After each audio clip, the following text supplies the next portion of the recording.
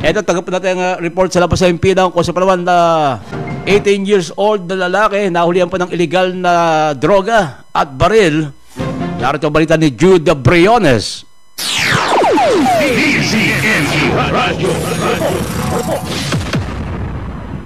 Kalabuso ang isang lalaking 18 taong gulang matapos itong maresto ng mga operatiba ng Station Drug Enforcement Unit ng Paniki Municipal Police Station sa kanilang ikinasang drug buy-bust operation noong Setyembre 2, 2025.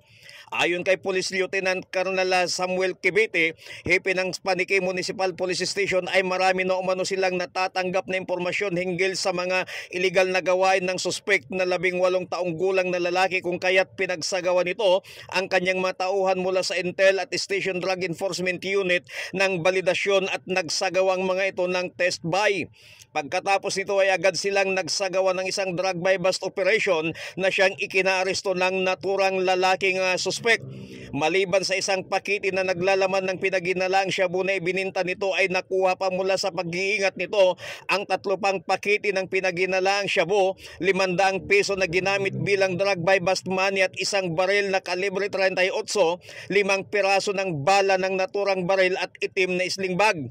Naharap sa kasong paglabag sa Republic Act 9165 o mas kilala sa tawag na batas na pinalawak sa mga mapanganib na droga ng 2002 at Republic Act 10591 o mas kilala sa tawag na Comprehensive Firearms and Ammunition Regulation Act ang naturang suspect.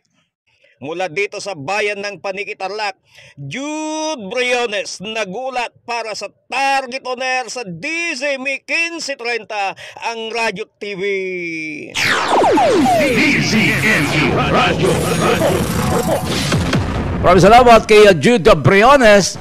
Ayun, ang ganadong-ganal si Jude Briones.